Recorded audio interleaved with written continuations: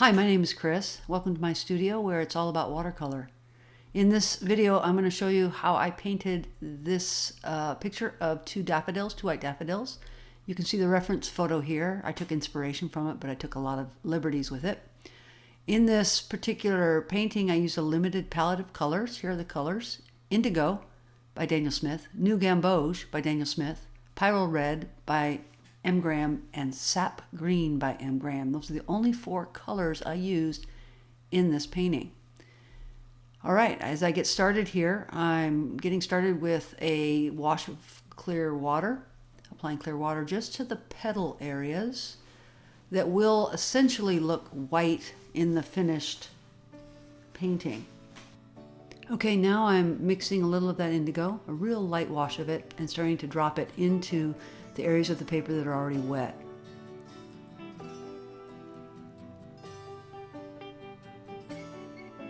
Again, this is just indigo at this point.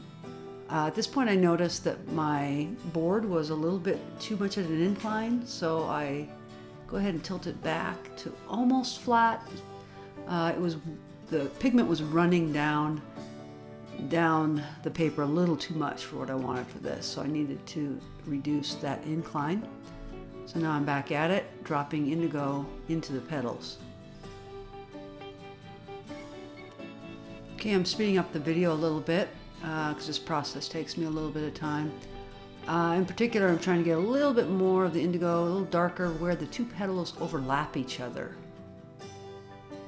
Now I've gone ahead and taken a little bit of my New Gamboge. It is a orangey shade of yellow, and I'm dropping that into a couple places along the edge where I see in my reference photo there is a little tint of yellow in the petals. Again, the petals are really wet at this point still, so the New Gamboge is really flowing out into the rest of the petals. Next, I repeat this same process with the other flower, putting down clear water across all the petals. This is sped up to about 3 times the normal speed. Applying water throughout, then I'm going to come back and grab the indigo. I switch, I think, to a little bit smaller brush here. Yeah, this is an 8 round brush. And again, I start dropping in the indigo in the petals. I'm not really looking at the reference photo that much at this point. I'm just kind of getting a sense for what might be interesting ways to add these colors.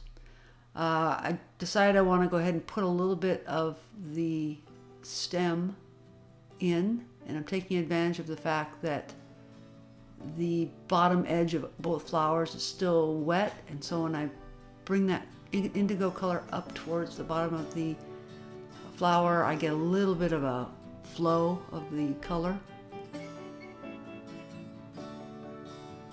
into the stems. Now back with the New Gamboge, dropping it into a few places along the edge of the flower.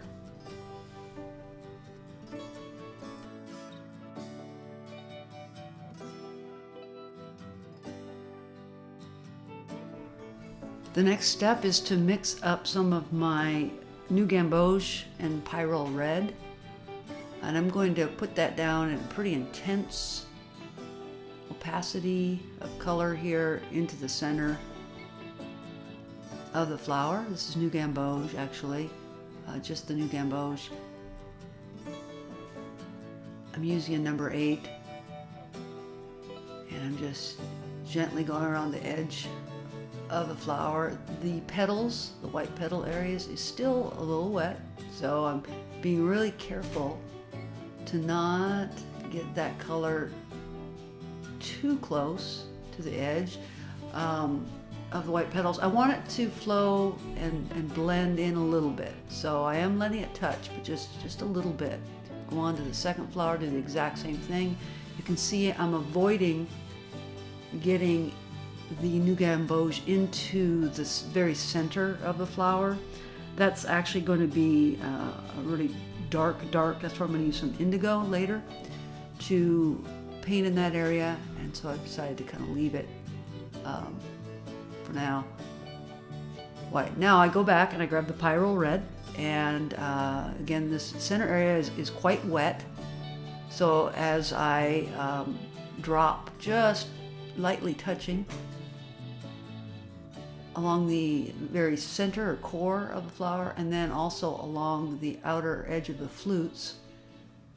This is a daffodil, by the way, so we know they have really roughly edges there on that center part of the flower. And as you can see, as I drop that Pyrol Red into the gamboge, it really spreads. Doing the same. Actually, here I took a little bit of water.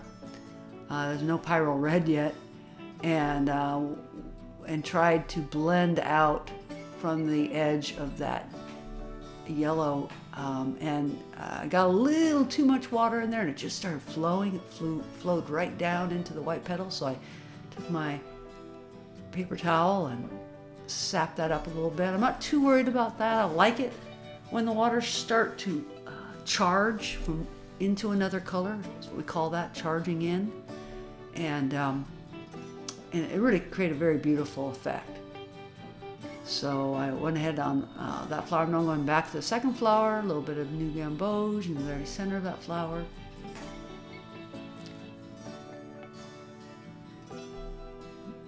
Then back grabbing some of the Pyrol Red to now repeat the process on the second flower. Putting the red both in the center and then along that outer rim of the flower. I'm using a little bit more intense concentration of pigment at this point than I did on the other flower. So in a minute I'm going to go back. I liked it. I liked how bright it was. So I'll go back to the other flower here in a minute and do the same, add a little more intensity to the red in the first flower. Next, I go ahead and grab some of the Sap Green and apply that to the stems of both flowers. Then I take clear water on my brush and I soften the edge near the top. And then I decide to add a little interest. I'm going to take some clear water on both sides of the stems on both flowers and just kind of draw that green pigment out into the background a little bit. I just kind of like that look, and it won't be quite as obvious later on after I add some more background to the image. Those little blurry edges won't show up quite as much. All right, back to the Pyrol Red, adding a little more intensity to that first flower especially. I noticed that it just didn't have the same intensity as the other flower, so I went ahead and did that. I'm filming here at 3x speed. And then I thought, oh, it needs to be, those edges are a little bit too hard edge, so I take clear water again and just touch along the edge of that Pyrol Red that I just put in and soften it both towards the inside of the flower here as well as out towards the white petals.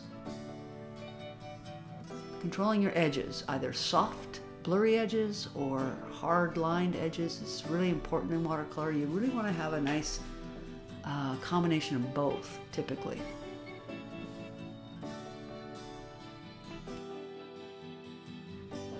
Now I bring my attention back to the white petals. They are essentially dry at this point, mostly dry.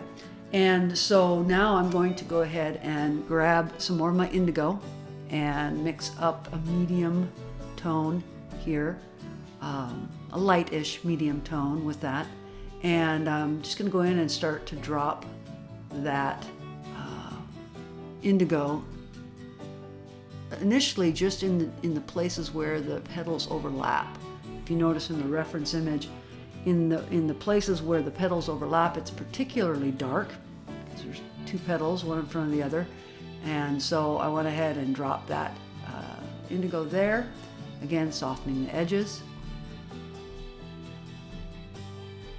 And I just continue with this process of just adding greater depth of tone on the petals, using the indigo throughout. Here I'm dropping more indigo in. I continue the process. Here I've sped the filming up to 3 times speed. Just really mostly adding the details, lines, using the indigo, representing some of the texture on the petals. Again, every time I put any of this down, I come back usually with a wet brush and soften the edges. Now with a little bit more intense amount of pigment, I go ahead and drop in some more of that indigo. Now I'm onto the other flower, adding water first this time, then coming back with the indigo and starting to drop it into those places that I want to darken the tone. Again, typically at the places where the petals overlap.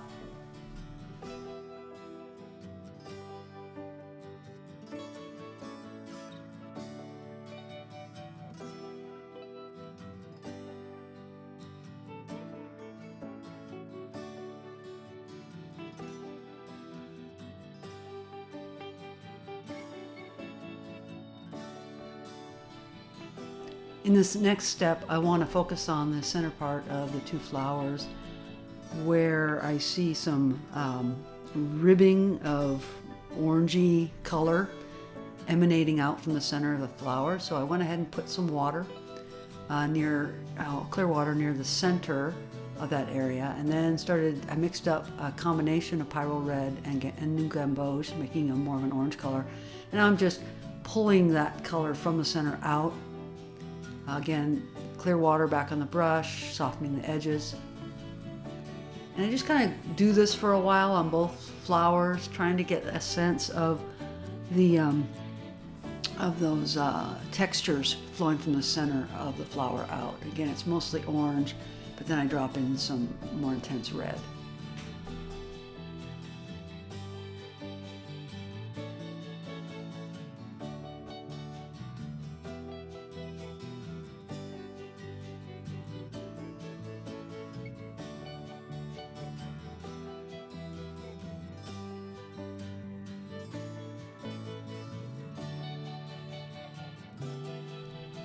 I continue with the process, just intensifying the red along the outer edge of that center part of the flower. I bring back some clear water and soften all those edges up. Next, I'm grabbing some indigo and I'm about to drop it right into the center. There's a real dark, almost black value in the very center, and I'm trying to be really careful there because I know as soon as because that orangey red area yellow area is still quite wet, and so if I drop that and touch too much on the yellow red area, it's going to just flow out, which is happening a little bit. But I hold my breath and decide that, I like it. It looks good. I like that. I don't want it to just be a hard edge. I want one color to flow into another. So I'm kind of sitting back here and just kind of watching what it's doing. And at this point I like it. I'm just going to let it keep going.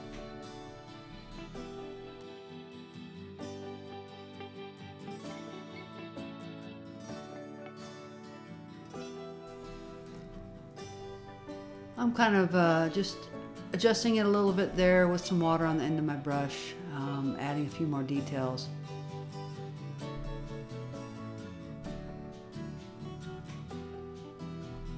But at this point I've decided that I've gone far enough at this first stage of the painting, and I'm just going to let it dry and then come back and start working on the background.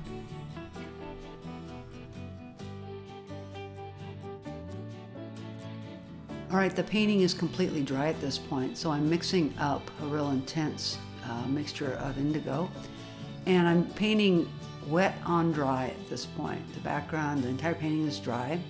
I'm taking a fairly large brush and I'm doing some negative painting around the edge of the petals.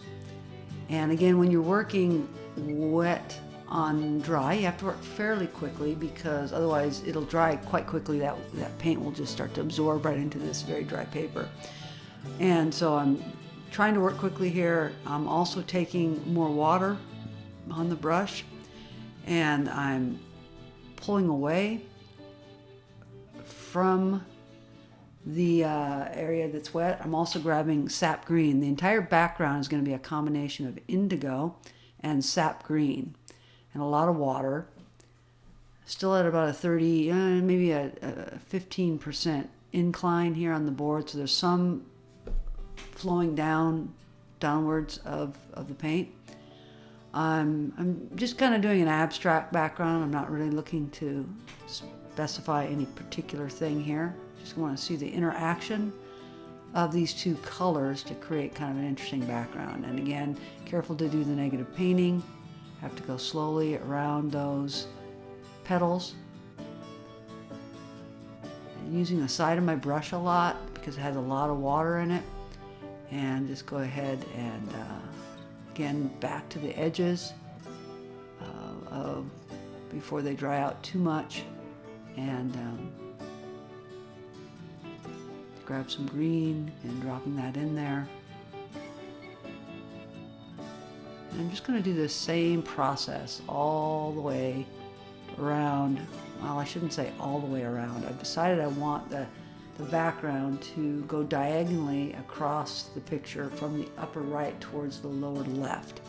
So I'm not intending to fill the entire piece of paper with paint. I'm really wanting to create a diagonal sense of energy across the painting in a diagonal form across. And I'm not even going to put the color real dark there along the top of the flower. Just trying to, again, slowly come around and soften the edges of that background. Grabbing more pigment, now going off to the far left side, doing some negative painting. I'm going to speed this up a little bit so you can see the whole process.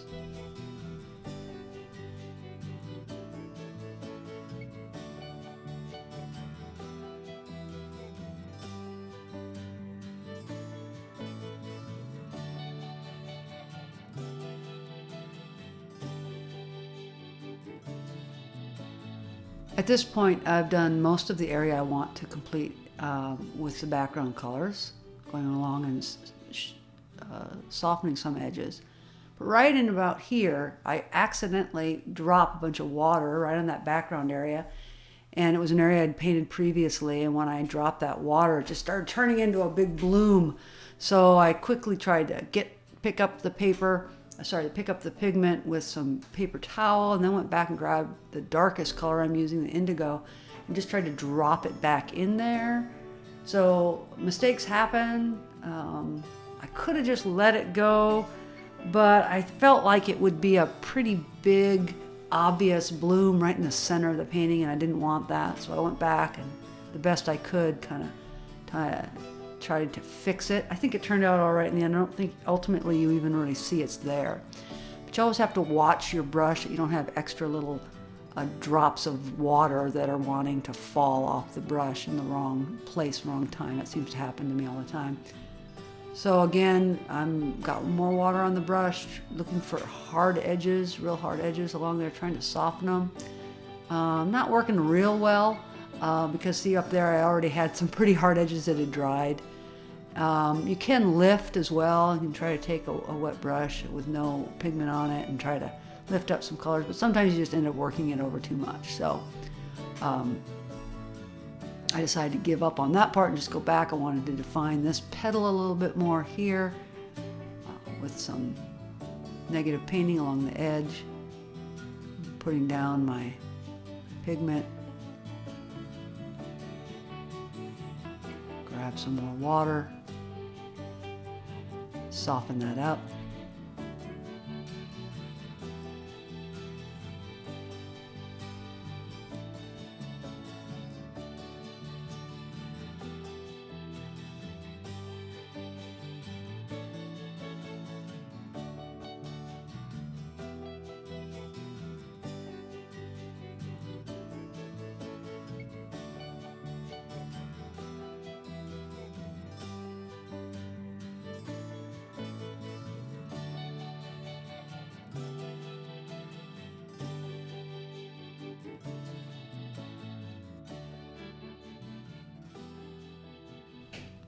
I add my signature to the lower right area of the picture.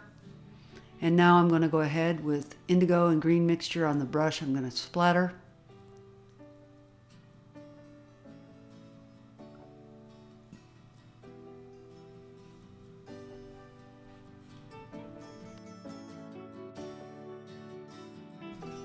I continue to mix up a variety of colors or combinations of indigo and sap green and splatter, as well as just coming in with a lot of water on the brush and even splattering a little water, and then taking my brush and just softening up some of those splatters, mixing things together a little bit until I get the look that I'm looking for. I'm going to go ahead and take off the tape here and call this painting finished.